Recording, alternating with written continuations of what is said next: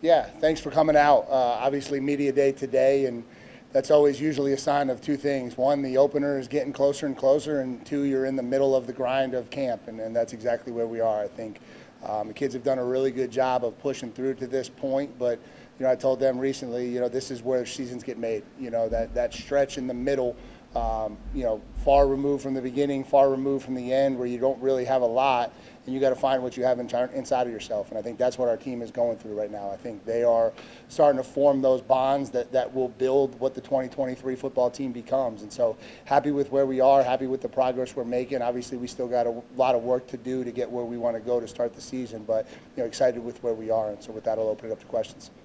What is that work, Coach, that you said you have that's left for you guys to do to get to that point where you want to be once the season opens? What's left on the ball? Yeah, I tell people this. It's like building a house. There's a move-in day, and if you build the house the right way, it's not done until the day you move in. And so it starts with the foundation, and you kind of build that through the off season. And now, there's so many details that go into being a successful football team. Whether that's, precision in the pass game, whether that's third down defense, whether that's tightening up a little bit what we're doing in our 2-minute offensive stuff. There's so many different areas right now that we're just going through and making sure everything is tightened up, and it's getting the kids comfortable executing. We've talked a lot this camp about executing in those critical moments. We know the way this season's going to play out. We're probably going to be in a lot of close games. We're probably going to be in a lot of fourth quarter games. We're going to probably be in a lot of games that come down to a handful of plays, and trying to put them into those types of situations and just tighten up how we execute in those areas. Mike, you're going to be in a lot of close games. You're going to need good special teams. But we talk about offense and defense. We haven't talked about special teams. You talk about special teams. I'm particularly interested in who takes over Reverend Decker's long snapper and how the place kicking conference. You've essentially got two incumbent place kickers. How that's playing out. But just in general, talk about your special. Yeah, so obviously the old guy in the group is Porter Wilson, and really happy with him. I think he's punting the ball at a really, really high level right now, and so I think he's doing what we would hope. He's elevated his game. I think he's been a lot more consistent with his ball placement and his hang time, which is what we've challenged him to do, and so happy with where he's at. Todd Polino's having a phenomenal camp. We were able to award him at the beginning of camp with a scholarship, and that was certainly something that he's earned and deserves. And so he's been, spot on. We put ourselves in a lot of end of game, need a field goal to win it, need a field goal to tie it type situations, and he's been phenomenal. Charlie, when we get into the kickoff game, I think is a weapon. I think his ability to kick the ball through the end zone, I think he did it at a 70% clip last year, and I think he's doing it at an even higher clip so far through camp. And then the long snapper is a battle between Curtis Cooper and Casey Donahue. And, I think it's a little bit back and forth. We feel like both of them are capable of stepping in. We're going to let it kind of play out through the final scrimmage and kind of see where it goes from there. But I do not worry about it. We haven't had an issue with snaps. It's not been a problem, no matter who's back there. We've been pretty good this camp. Yeah, so, we have, I feel like we have two in each spot. I think, obviously Jalen Calhoun has been our punt returner and probably will start this season that way. But when Samir Higgins was called to do so, he obviously stepped up and had a huge game last year against Georgia Tech. And then, Jalen Stinson has been the kick returner for a while here, but Terry Moore is a really talented player with the ball in his hands, and so that competition is pretty fierce as well. And so, we feel like between those four guys, we've got some weapons back there. What's different about the preparation going into year 2 versus year 1? You came in last winter, and meet all these guys. What's different about having it done? Yeah, I think it's just like where the foundation started. I think we had to do so much work laying the groundwork for just, where it begins. Where does it begin with calling a formation, how we call a formation, where do you go when we call a formation, to, okay, now, all of that stuff is pretty routine, and so now I said this the other night, it's a lot more now about how to do things. Last year everything was about what to do. This is what this means. This is what this means. And you kind of have to gloss over some of the how in order to get ready for a season because it comes at you fast. Now it's all of the conversation is about how. I know what route I'm running. How do I run it? I know what coverage I'm playing. How do I perfect my technique? It's that type of detail in year 2 that I think allows you to really elevate what the product looks like. How does bringing back those veteran guys like Dwayne, like Jacob, kind of help instill that culture with you guys too? Yeah, I think it just makes that even higher, right? Because I think, you know, there'll be a year at some point where we go into a new year with a bunch of new players, and you got to get back to a little bit more of the what, you know what I mean? And that's what the young guys go through in a program, right? They're all still trying to figure out what does that signal mean? What am I supposed to do? When you have veterans who not only now are comfortable with our system, but also have played a lot of football, you're able to just get to graduate level football conversations a lot faster and a lot quicker. Last year, there was a noticeable difference, like a Nicky Delmolin, from spring to opening week. Was there another player or two from this season that maybe in that body formation or gaining weight or cutting weight, whatever, has made a big body transition? Yeah, it's a great question. I mean, a lot of them, I'm just trying to think of who to highlight. Like Aeneas Peebles, I think, is a kid who has had a really, really strong camp. Really excited with the progress that he's made and where he's at right now. Josh Pickett has had a really, really strong summer. He is a much stronger and more confident corner right now than I think he was in the spring, and so really happy with him. It's been great to see Miles and Al take a year, a summer further along in what we're trying to do. And then you look at guys like Chandler Rivers and Brandon Johnson, who are still developing and getting better, and so I think that part of it's been really good. It's been great adding Jeremiah Lewis into the fold. Terry Moore is a much better player than he was in the spring. This conversation could go for a long time, but I tell people this: if we're doing our job, it should apply to a lot of people who's getting better. And so yeah, I'm happy with that. I know you mentioned the importance of finishing the red zone this year, and you took that early on in the fall. How do you assess that before you get it? How do you practice it and see where that stuff is so far? Yeah, assess it's always the challenge. That's always the challenge you have in college football, because you don't get to go against anyone else, and so you're constantly going against yourself. And so what that actually looks like against other opponents is always the big loose end in this whole thing.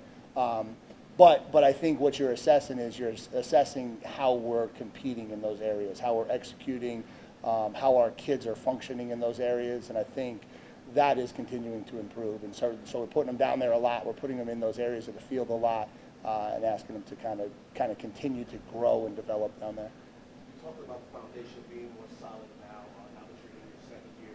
But I'm curious to know how much easier it is to explain that foundation and get the new kids that are coming into your program, getting them to understand, and how much more receptive are they to it, knowing the success that came off of what happened in year one? Yeah, I think it's probably a double-edged sword for the new kids. I think last year maybe the starting point was a little bit lower, so it was easier for the new kids to get up to speed, because I don't think the speed was where we wanted it to be when we started.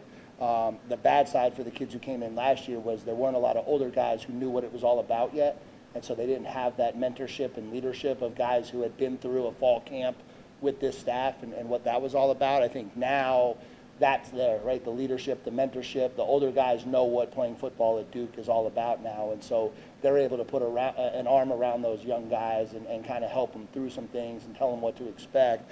Now on the flip side, the speed of everything is a lot faster, and so now as a young guy, you're truly making the jump from high school to ACC football at the pace it should be played at, and so I think that's been probably the biggest challenge for the young guys. But you talked about last year trying to build the Duke football program up to a national spotlight. What is the next step to reach that that level? Is it simply just winning games, or is it more the style of football you guys are going to play, things off the field?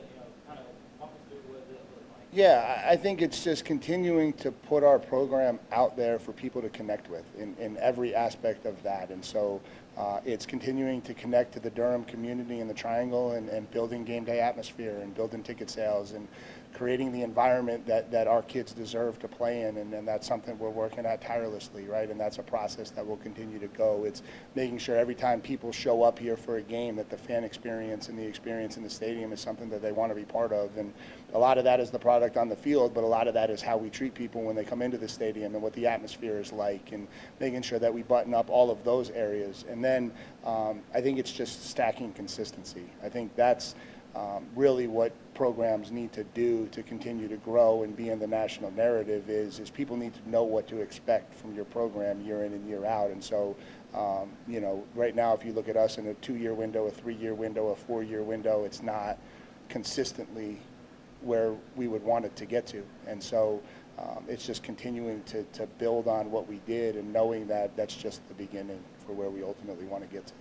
Coach, looking at the opener, obviously it's difficult to prepare for any team in the new year, but is it any more challenging trying to prepare for a team with a completely, presumably new offensive scheme, a quarterback that's only played a couple of games? Can you talk about the challenges for that? Yeah, I think it's the biggest challenge is trying to figure out who you're watching. You know, it's when you're watching cut-ups getting ready for this opener, you're watching a whole bunch of different teams because you're watching a little bit of Clemson, obviously, from a personnel standpoint and trying to see what Cade's all about and what their skill guys are all about and trying to match personnel. But then every time you're having a scheme conversation, you're watching TCU, you're watching SMU, and so sometimes it's trying to keep it all straight is the biggest challenge. But I think, you know, people sometimes make too much of openers, in my opinion. You know, we go into every opener every year anticipating we don't know it all. You know, that's just the reality of it, and it's become probably even more so with the portal and the way things change and the way things evolve. Like, we don't know what people's rosters truly look like. And so I think you go into every game in the opener trying to have a big enough plan, knowing that you're going to have to change, you know, and you're going to have to be able to adjust on the fly and kind of figure out what's really going on out there and adapt as it goes. And so we'll certainly do our preparation and we'll certainly have our kids ready, but I think what you look for in an opener in general is usually bigger. I don't know that it's a ton different this year.